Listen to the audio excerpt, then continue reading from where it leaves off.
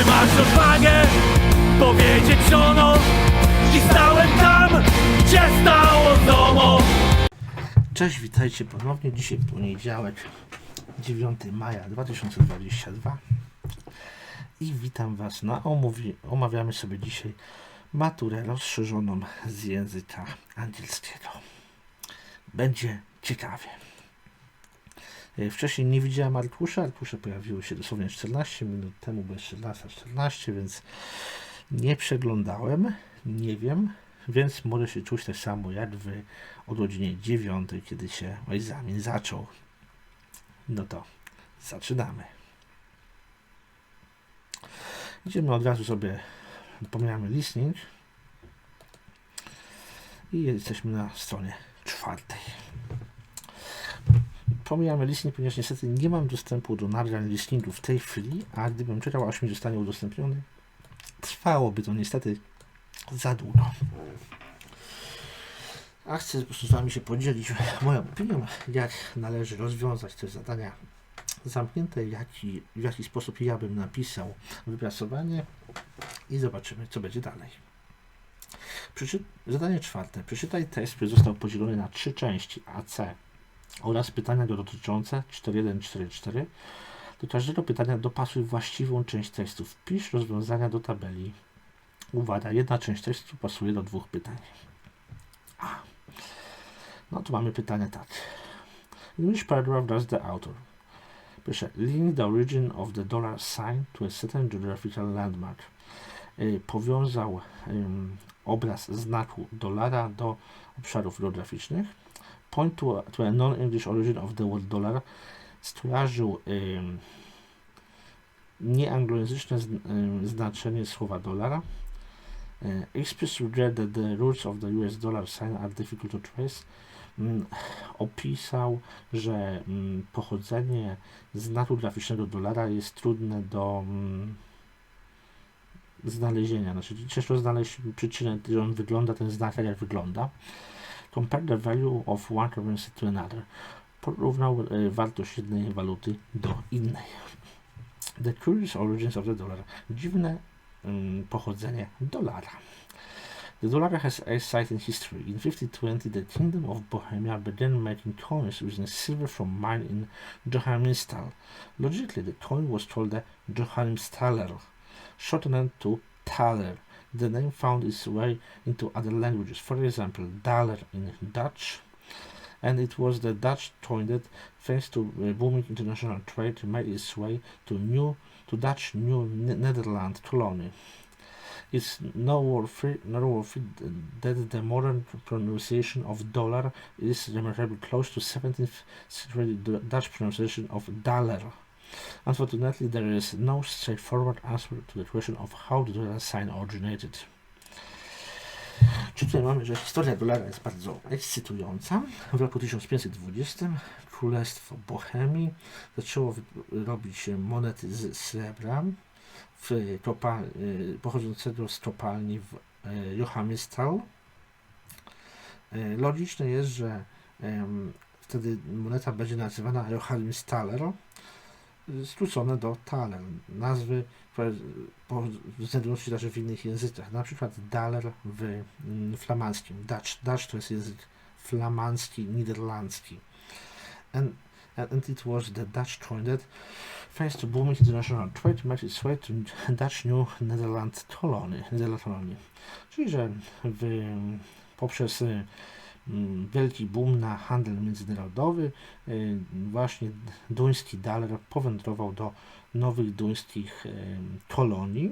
Chodzi o obecne USA. It's noteworthy that the modern pronunciation of dollar, czyli po prostu od XVII-wiecznego dalera poszło do obecnego dolara. Niestety nie ma prostych odpowiedzi na to, skąd pochodzi zapis dollar sign, że to znaczyć to eska dolarowa. I tu by pasowało do pierwszego, do 4.1. Pasowało, ponieważ mamy tutaj, że tak w miarę by pasowało, do 4.2 też by pasowało, bo wskazuje na pochodzenie nie anglojęzyczne właśnie w duńskim.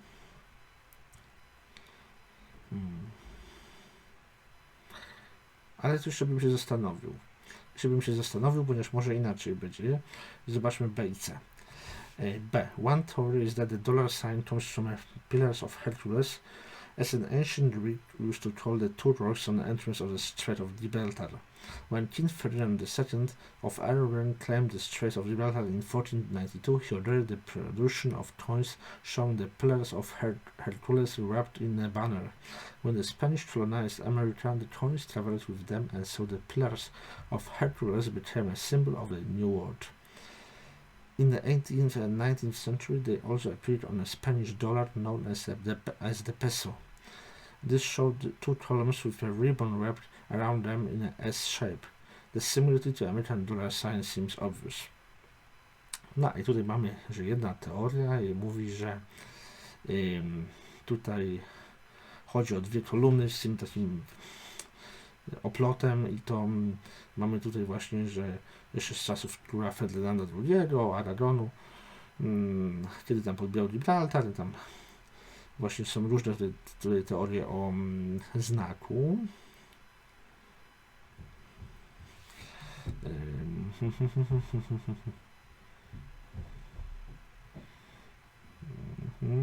To by tak pasowało. I C.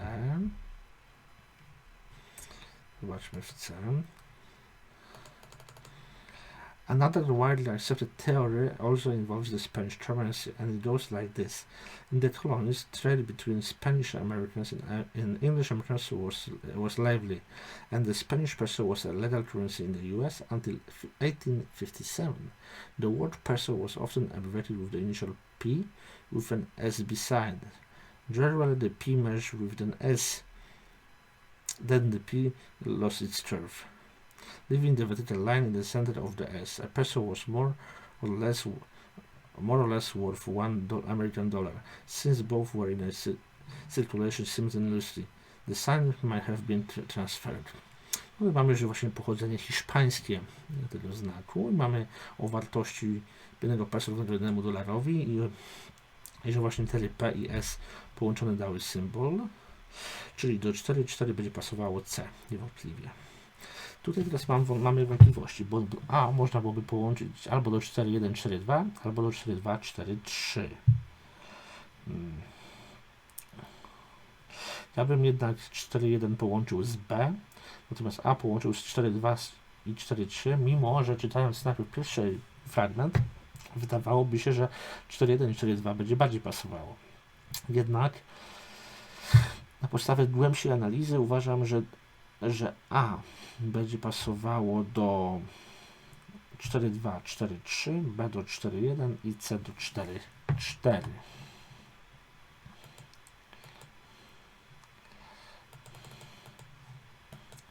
Przeczytaj tekst, którego usunięto 4 zdania. Wpisz w każdą lukę 5154 literę, którą oznaczono brakujące zdanie AE, tak aby otrzymać spójny i logiczny tekst.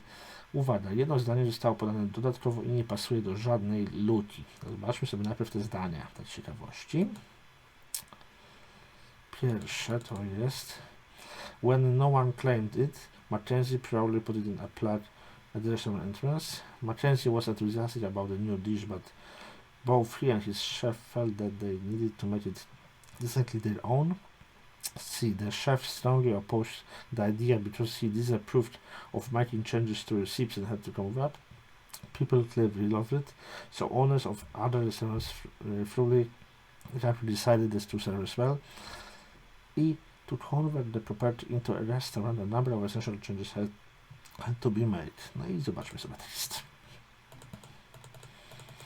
Tekst pochodzi z Independent, był adaptowany z Independent UK i był także na stronie makeupinnbritain.uk. Fruitful combination. The story of banoffee pie, an iconic British dessert with bananas, cream, toffee and short rust pastry base began in 1968 when a newlywed couple purchased an old tea room in a 16th century monastery building in East Sussex. Sussex to jest jedno z hrabstw, które sąsiaduje z Londynem, After the most urgent task had been completed, the owners got down to putting the finishing touches to the interior. They called the place the Hungry Mount, a clear reference to its former residence. Musimy znaleźć coś, co będzie na temat prac przygotowawczych, co by to pasowało.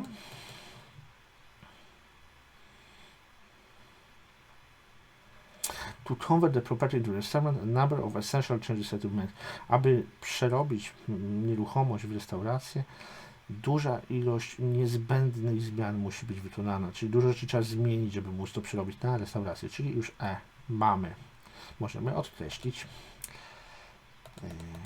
Jedziemy do drugiego akapitu.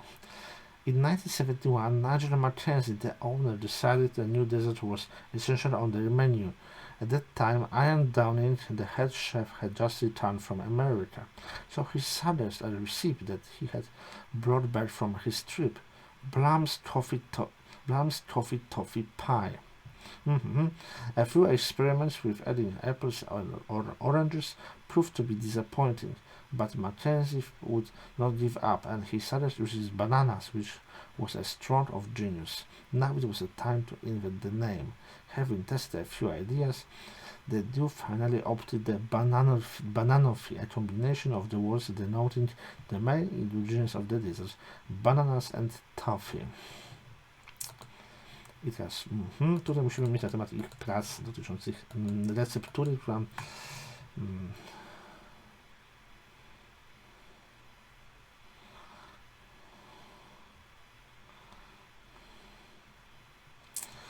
Mackenzie was enthusiastic about the new dish, but both he and his chef felt that they needed to make it distinctly their own. Tak, że był bardzo entuzjastycznie nastawiony do nowej potrawy, który pomysł przywiózł z wyjazdu do USA, ale wiedział, że on i jego szef muszą zrobić pewne zmiany, tak żeby to pasowało i było zdecydowanie ich przepisem. Już mamy B i E wstawione. Jedziemy dalej. Trzeci akapit. The response from restaurant clients was immediate. Some ran from London before setting out to check if banoffee was still on the menu. But it was not only numerous eaters that took advantage of banoffee fame.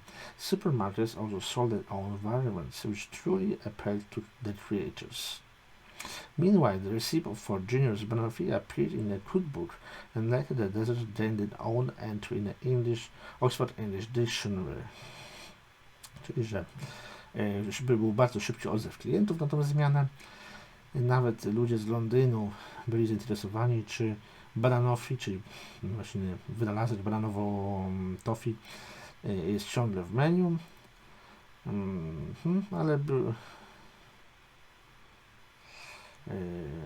Ale także supermarkety zaczęły sprzedawać swoje warianty, co nie podobało się autorom. Kwestia pieniędzy i praw autorskich. Ale w międzyczasie przepis na oryginalne banoffee pojawił się w książkach kucharskich i później miał także własny wpis, własne miejsce w słowniku oksfordzkim języka angielskiego. Czyli teraz musimy znaleźć, co by tu pasowało.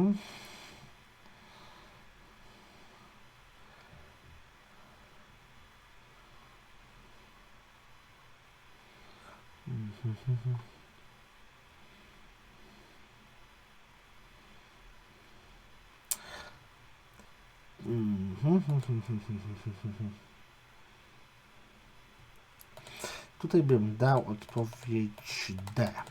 People clearly love it, so owners of the restaurants thought the country decided to serve it as well. Czyli, że ludzie naprawdę to uwielbiali. I akapit czwarty. Banoffee was a great success and many people thought it must be from America. Therefore, Mackenzie decided to challenge those who were questioning its origin. He offered a £10,000 prize to anyone who could prove banoffee was not British. It said the birthplace of one of the world's favorite puddings. The dessert was indeed won the hearts and stomachs of thousands across the world.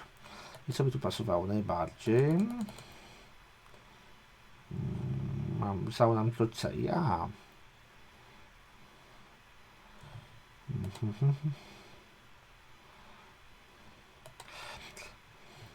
Chodzi o to, że coś tam, że była ta informacja właśnie wywieszona, to tutaj najbardziej by nam pasowało A. Czyli when no one claimed, Mackenzie proudly put a placard at the restaurant's entrance. I to będzie pasowało do ostatniego. Odpowiedź C nie pasuje do żadnego z akapitów. Jedziemy dalej, strona 8. Przeczytaj 2 teksty związane ze słynnymi fotografiami. Z podanych odpowiedzi wybierz właściwą, zgodną z treścią tekstu. Zakreśl jedną ABCD. Tekst 1. My first encounter with gorillas. I shall never forget the day I met gorillas for the first time. In the middle of an African forest, I suddenly heard each pitch stream in the air. They were followed by a series of sharp poke-poke chest beats from a great silverback mile hidden behind a dense wall of vegetation. When I actually saw the gorillas, I froze and remained still until the echoes of screams and chest beats faded. The group must have been resting and sunbathing. I could distinguish a few black, far-headed creatures staring back at me. Their bright eyes moved nervously as they attempted to determine if I was a friend or an enemy. The females looked tense. They had moved with their infants to the back of the group, leaving the silverback leader and some other males in the foreground. Occasionally, the dominant male would rise to chest beat in an attempt to frighten me away.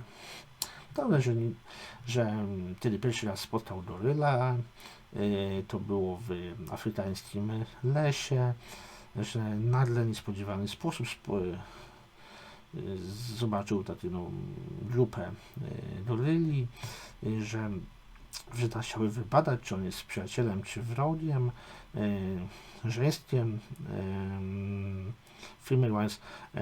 żeńskie goryle poszły do tyłu, z przodu pojawił się przywódca alfa oraz inni męscy członkowie stada,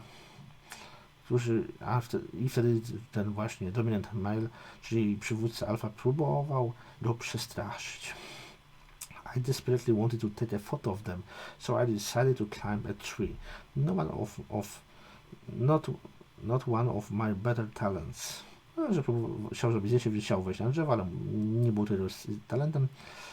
The tree was smooth and slippery, and no matter how hard I tried, I couldn't get more than a meter above the ground. I was as noisy as flock of birds in the immigration season, so the gorillas went back and hid in a thick forest. I was about to give when Sandwichy, my African guide, came to my aid by giving me a mighty push over. He was shaking with sand and laughter, while I felt as helpless as a baby taking the first steps. Finally, I pulled myself up into a branch about 6 inches above the ground. No dobrze, nie udawało mu się tam wleźć. By this time, I assumed that the noise I had made must have frightened the gorillas onto the next mountain. But to my surprise, the entire group had returned and were watching me like front row spectators at the circus. All that was needed to make the image complete were a few bags of popcorn and some cotton candy. All the members of the group have revealed themselves because it was obvious for them that the intruder has been distracted by 3 climbing problems, an activity they could understand. I took out my camera, and that's how probably one of the most publicized pictures of gorillas in the wild was taken. It showed a line-up of 16 gorillas posing as if for a family photo in a back garden. No i tutaj, że hałas jaki on zrobił, próbując wleźć na to drzewo, wystraszyły goryle, które trochę się oddaliły, ale potem wróciły z powrotem. No i że goryle dobrze zrozumiały, że musi to być jakaś upośledzona istota, która nie potrafi wejść na drzewo, no to uznały, że nie ma zagrożenia i że kilka paczek popcornu i troszeczkę bawełny wystarczyło, żeby zachęcić je do żeby były usiadły i się tym zajęły i można było im zrobić zdjęcie. Adaptowane z Gorillas in a Maze by Diane Fossey. No. I tu mamy 3 pytania. When the author saw the gorillas for the first time, kiedy autor pierwszy raz zobaczył gorillę, they looked at her anxiously, trying to figure out her intentions. Younger males started to make noises in order to scare her. She hid behind a bush to avoid being noticed by them. The females that is around the dominant male. Tutaj mamy pierwsza odpowiedź poprawna. They looked at her anxiously, trying to figure out her intentions. 6.2. The author's attempt to climb a tree provoked a disapproving comment from the head wife, was successful thanks to someone's assistance, encouraged the rulers to do the same, made the rulers come to her rescue. No i tutaj mamy właśnie ten fragment, co tam się pojawił, ta pomoc tutaj. Mamy to z tą pomocą, z tym właśnie nieudolnym wchodzeniem, to jest właśnie to. I trzecie, which would be the best caption for the photo the author took? Gorillas waiting for a treat, gorillas chasing up the tree, gorillas frightened by a camera, gorillas fascinated by my climbing attempt. Odpowiedź D. Gorillas fascinated by my climbing attempt, czyli że gorillom się bardzo spodobało, zafascynowali się tym moim nieudolną próbą wspinania na drzewo. Tekst drugi. The mystery of a famous kiss solved. Immediately after President Truman announced the Japanese surrender in World War II at 7:03 p.m. on August 14th, 1945, an army of cars celebrating victory in Times Square, an American sailor shared a passionate kiss with a nurse who was passing by, or at least that's how the story went. Czyli, że od razu po ogłoszeniu przez prezydenta Trumana poddania się Japonii w II wojnie światowej o godzinie 7:03 po południu 14 sierpnia 1945 duży tłum ludzi celebrował zwycięstwo na Times Square, no to jest w Nowym Jorku. Amerykański żeglarz w uniesieniu pocałował pielęgniarkę, która przechodziła obok nie wodę, nie znał tej dziewczyny, a przynajmniej tak historia została opowiedziana.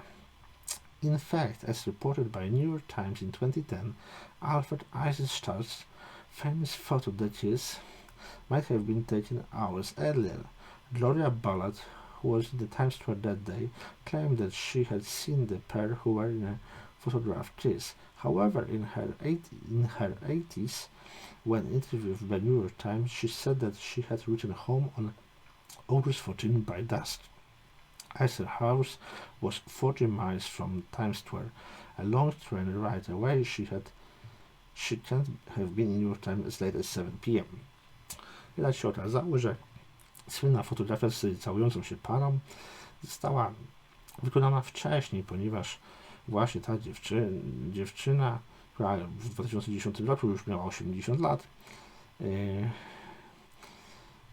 opowiadała, że mieszkała 40 mil od Times Square i dojeżdżała kolejką, subwayem, no więc nie mogła być w tym czasie w Nowym Jorku tak późno jak 19 godzina.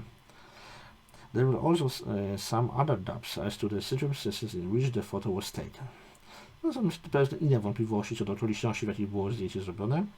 Online comments under the New York Times article pointed to the distinctive shadow that appeared on one of the buildings in the photo, cast by another building now identified as the Astor Hotel. 3 academics set out to examine the length and direction of that shadow to determine the time of the photo was taken. No tutaj była kwestia cienia rzucanego przez inny budynek i czy to, który okazało się, że to jest hotel Astor i zostały wykonane pewne obliczenia, żeby sprawdzić czas zrobienia zdjęcia. They found out that the sun must have been at azimuth 270 degree and at the altitude of 22.7 degree in order to create such a shadow. It could only have achieved that position on the day in question at 5:51 p.m., much earlier than then the visit was announced. Czyli, że z ułożenia słońca, które musiało być tego dnia, tutaj jest właśnie ten odpowiednia ilość stopni, żeby zrobić tego typu cień w tym dniu, mogła to być godzina 5:51, czyli wcześniej niż ogłoszone zwycięstwo, bo to było o 7:05 po południu, czyli ponad godzinę i 12 minut później. LV, the Sundays detective work didn't solve the mystery of kissing couple identity. No ale praca detektywów nie rozwiązała zagadki tożsamości tej pary. It helped to eliminate dozens of people who have claimed to have been in a photo. The photographer himself has tried to establish the couple identity, and in 1979 he announced that he had found the long-lost nurse. For the next 30 years, Edith Shane was thought to be the woman in the photo. Czyli, że starano się ustalić tożsamość tych osób, ale to się długo nie udawało, mimo że wiele osób się zgłaszało, że to tak to my, tak to ja tam byłem, no to dopiero w 1979 roku się wydawało, że się udało. No i przez następne 30 lat Edith Shane, myślano, że to jest Edith Shane na foto.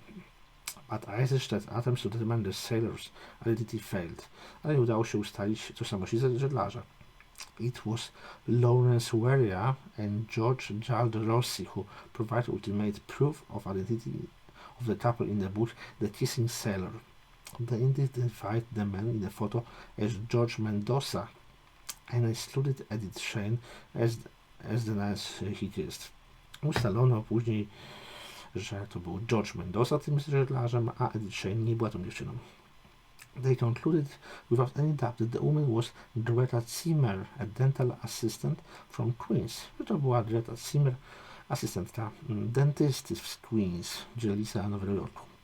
Why did Edith Shane claim to be the nurse who was kissed? It's hard to say. The most credible explanation is simply that she wanted her moment in the limelight. Can we be sure that the last word was about Mrs. Photo has been said? No, tu się okazało, że czego Edith Shane przez 30 lat udawała, że to była ona, to po prostu chciała chwili sławy. No i tutaj jeszcze my wiemy na pewno wszystko o tym pamiętnym zdjęciu. Adapted from the www.history.com. I pytania. Czy ma pytania na dole? Nie. Dobra, dwa pytanka. Dobra. The exact time Eisenstadt took the photo was established based on an eyewitness account even świadka dokładny czas zrobienia zdjęcia został ustalony na podstawie an eyewitness świadka naocznego, nie. B. Online comment posted under komentarze online, nie. A scientist analysis of shadow visible on the photo, tak. Odpowiedź C.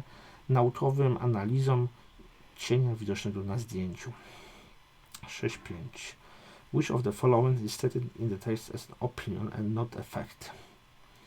Co jest oznaczone jako opinia, a nie jako fakt w tym tekście? Gloria Bollard can't have been in the Times Square when the victory was announced. Nie. The true identity of the couple in the photograph was revealed in a book. Many people claim to have been the couple that was photographed. Edith Shane pretended to have been nurse in the photo to draw attention to herself. Tutaj odpowiedź B. No mamy zadanie 7. Zobaczymy, co tu mamy. Przeczytaj tekst. Z podanych odpowiedzi wybierz właściwą, tak aby otrzymać logiczny i dramatycznie poprawny tekst. Zakreś jedną z liter A, B, C albo D. Aldwych Station. Stacja Aldwych to jest jedna ze stacji metra w Londynie. There are many disused tube stations in London, of which Aldwych Station is the most well known. It was designed by Leslie Green, a famous English architect. No to jest wiele stacji, które są nieużywane obecnie, tak zwane stacje widma. Before the station opened in 1907, its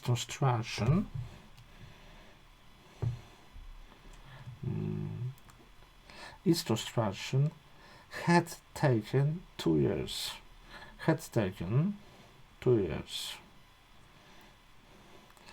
Czyli tutaj mamy czas past perfect. From the very beginning, the passenger numbers were not very high. Yet the station importance for a different reason. 7.2.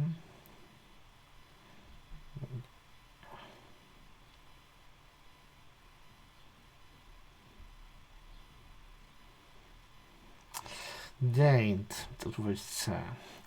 Gained importance for a different reason. During the Second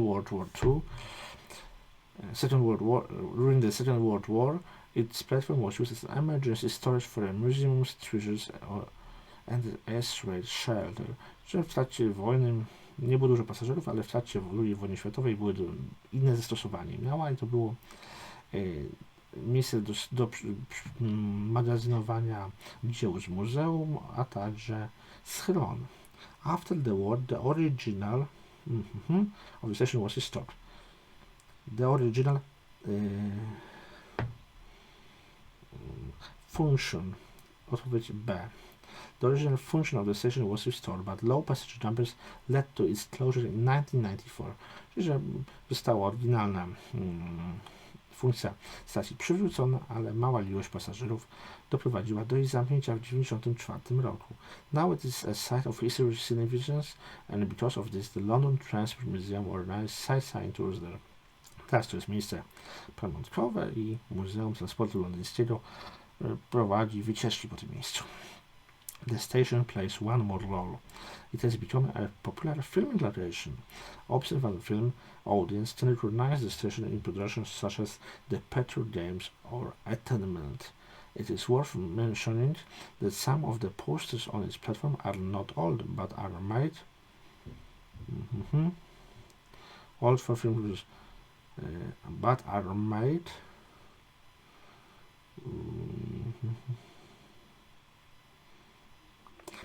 odpowiedź A. To look old for filming purposes. Czyli, że stacja ma jeszcze te inne przeznaczenia. Ta jest używana do nagrań filmów i niektóre z plakatów, które są na jej platformach, czyli peronach, nie są stare, ale są zrobione tak, aby wyglądały staro do celów filmowych. Następna strona. 13. Przeczytaj tekst. Uzupełnij każdą lutę jednym wyrazem, tak aby powstał spójny, logiczny tekst. Wymagana jest pełna poprawność gramatyczna i ortograficzna wpisywanych wyrazów. Czy my mamy tutaj jakiś? Nie mamy. Zobaczymy, co my tu mamy. Adapted from www.spectator.co.uk. An unconventional painter. Niekonwencjonalny malarz. One day, a boy saw a man climb over the wall of the neighborhood garden to steal some fruit. Którego dnia chłopiec zobaczył mężczyznę, który się wspinał na murze sąsiadów ogródka, żeby ukraść trochę owoców. He quickly went home and drew a likeness of the thief. The moment his father heard the story and saw the pictures, he took it to authorities. Czyli chłopiec poszedł do domu i namalował rysunek pamięciowy złodzieja. Wtedy ojciec się o tym dowiedział, zabrał to do organów, przypuszczam, że do policji.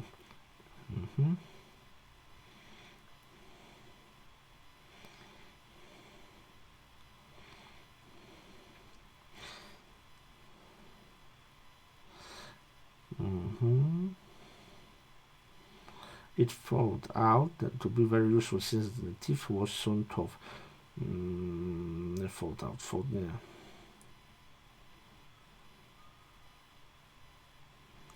But he looked. The boy was Thomas Gainsborough, who grew up to be one of the England's most famous 18th century painters. Know both the mastery of his craft and his revolutionary methods. He painted in semi-darkness and sitting on the portrait claimed in... ciekawe. To jest historia z XVIII wieku. To zaraz wyjaśnię, czemu nie zrobił zdjęcia smartfonem i czemu nie zadzwonił po prostu na emergency. No ciekawe. Uzupełnij zdania. 9194. Wykorzystując podane w nawiasach wyrazy w odpowiedniej formie. Nie należy zmieniać kolejności podanych wyrazów. Trzeba natomiast, jeśli jest to konieczne, dodać inne wyrazy tak aby otrzymać logiczne i gramatycznie poprawne zdania. Wymagana jest pełna poprawność ortograficzna wpisywanych fragmentów zdania. Uwaga, w każdą literę możesz pisać maksymalnie 4 wyrazy, wliczając 100 wyrazy już podane.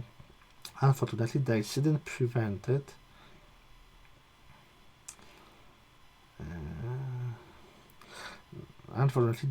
prevented niestety wypadek spowodował prevented him to complete the project on time.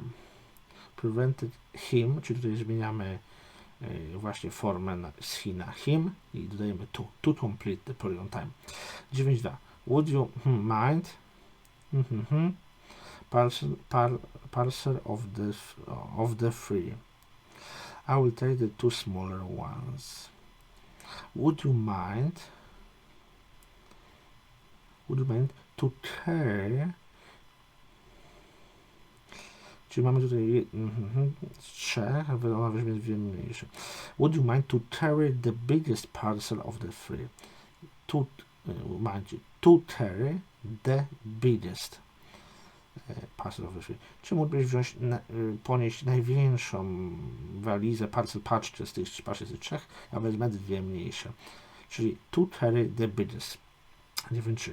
Don't worry too much. Other people's opinion, they're often formed too hastily. Don't worry too much about other people's opinion.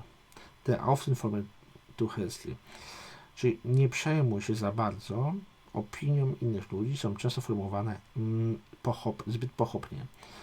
Don't worry too much, czyli don't worry too much. Don't worry too much for other people's opinion.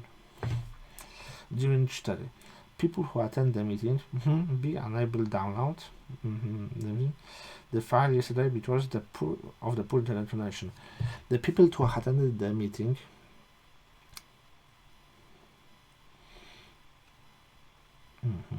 people, czyli oni who attended the meeting were unable to download the file yesterday.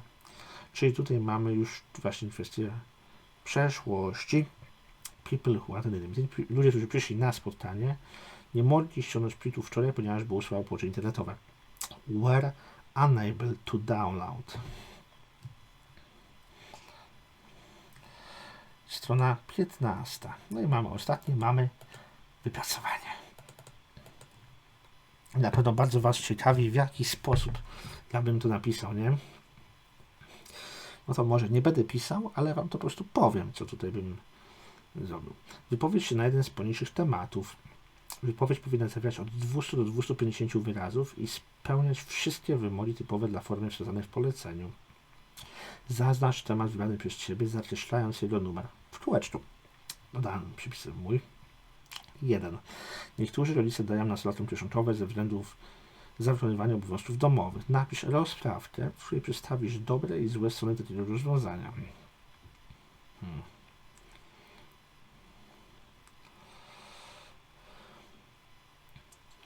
No bo co by tutaj można było napisać? Ja bym wybrał na ten drugi. Drugi to jest: wiele osób marzy o odbyciu podróży dookoła świata. Napisz artykuł, w którym przedstawisz korzyści wynikające z realizacji takiego marzenia oraz udzielisz rad, jak należy się do takiej podróży przygotować.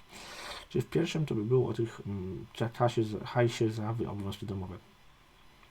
In every home there are some things to do. We call it houseworks. For example, you need to use a hoover, you need to wash your clothes, you need to iron your clothes, you need to clean a floor or do some other things which you are used to. You need to put your glass and plate to a dishwasher, you need to run dishwasher, you need to make some shopping and put it to a fridge. And in some houses, parents pay their kids some money for do this housework. I'm not sure is it a good idea or not. Probably not, but maybe good. what's good of the point? That the people, when the people grow up, they know they earn money. They don't get money for free, but they earn money by making important things. And from that point, it's a good idea. But from my point of view, it isn't. From my point of view, the things against there are more against than for in this situation. In this situation, if you want to teach your children how to earn money, they can have some small jobs. We call it in Germany mini job. They can have a small job, for example, in fast food restaurants, at the drive-through, or other restaurant. They can work as an au pair, they can work as a babysitter, they can wash cars or do some other small things to teach that the money are not for free, but you need to earn money. Unfortunately, Polish government is making such different thing, and they show people that they can get money from a government if they need, so there's nothing better than being useless. But you shouldn't pay your children for doing houseworks.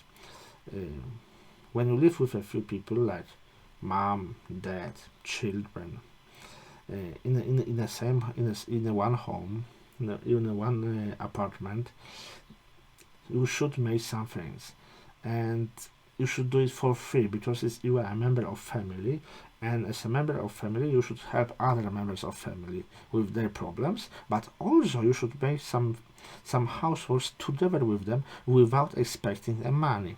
This is a thing we do in a household without getting paid.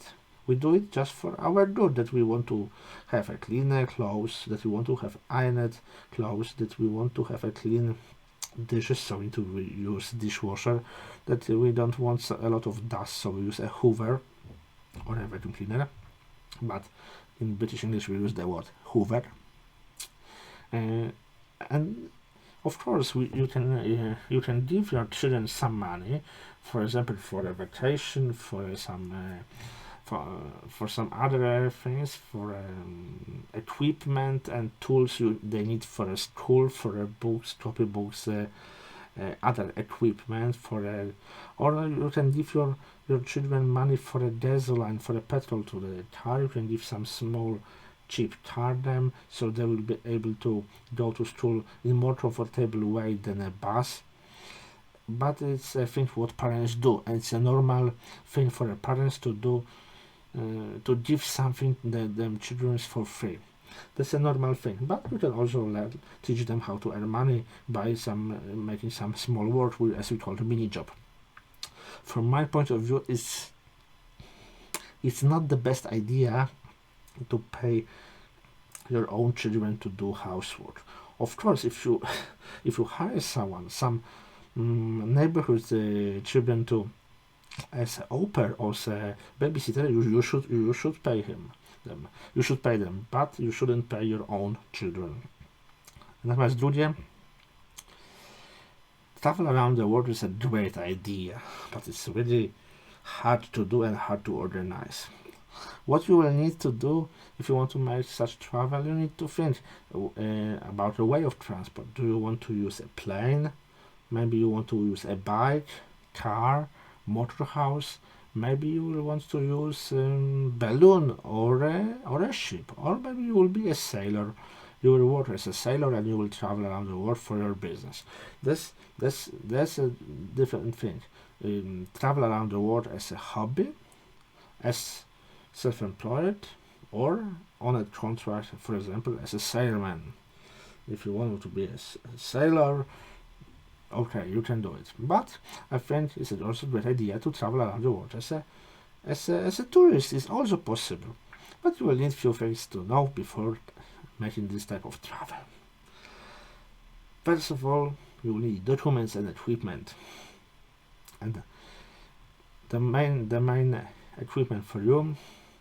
First of all, it will be passport. You need a new passport valid for a full 10 years. you need a new passport. Then, if you have a driver license, it's a good idea to apply for an international driver's permit, which is a separate amendment to your domestic travel license, so you'll be able to travel in other countries if you need. Then you will need some type of insurance for the travel, because in some countries you need insurance. It's a law to enter each country, to go through a border. You will need to show insurance. But it's also good for you if you will feel unhealthy.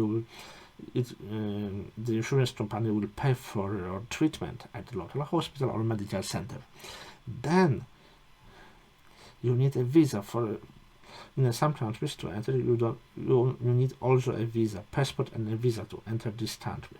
You need also yellow book of vaccination, which means that you are vaccinated for yellow fever. Yellow fever is one of the most dangerous sickness, and you will need to be vaccinated for yellow fever. This vaccination is valid for your whole life. So if you will be vaccinated for yellow fever, it will be valid for the whole life.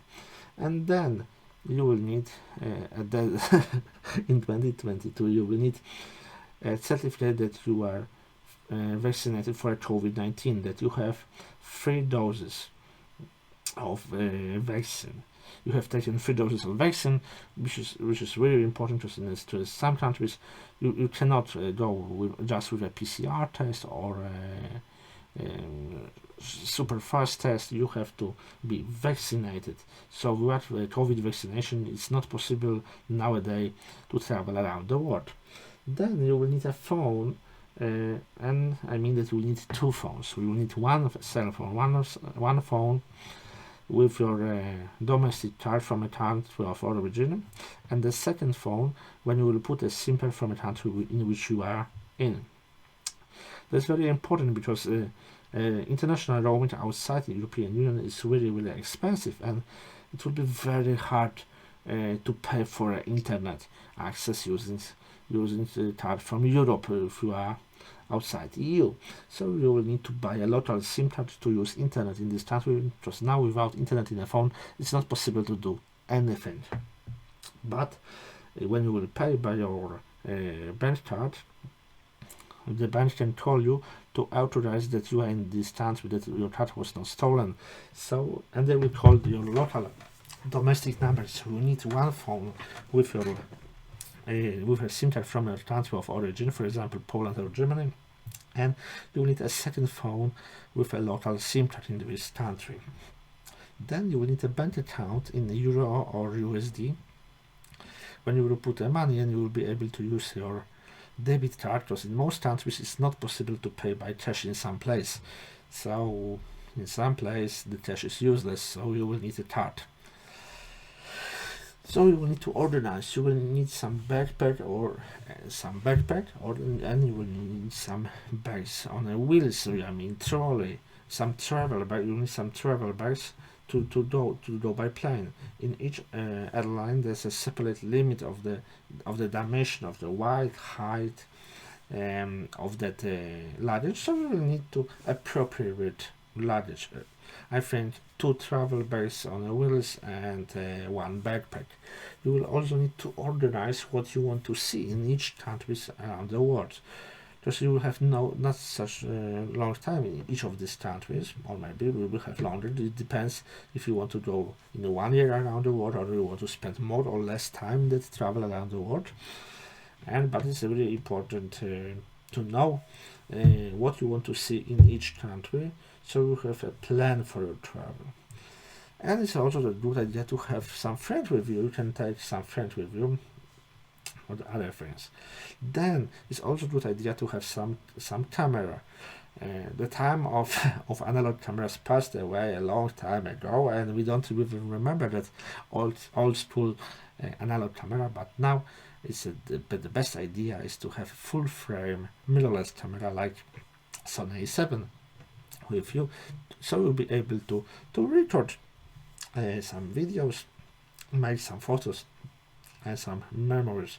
It's also a good idea to have some sport camera like a GoPro or Insta360 or DJI Pocket 2 or some type of of sport camera. You can also have a 360-degree camera, which allows you to record a video 360 degree. So it depends what you need. The next thing is a power bank. You will need a power bank to have some energy for your smartphone, and it's a good idea to have a few power banks because that getting empty really fast, and not always you will have a place to recharge them.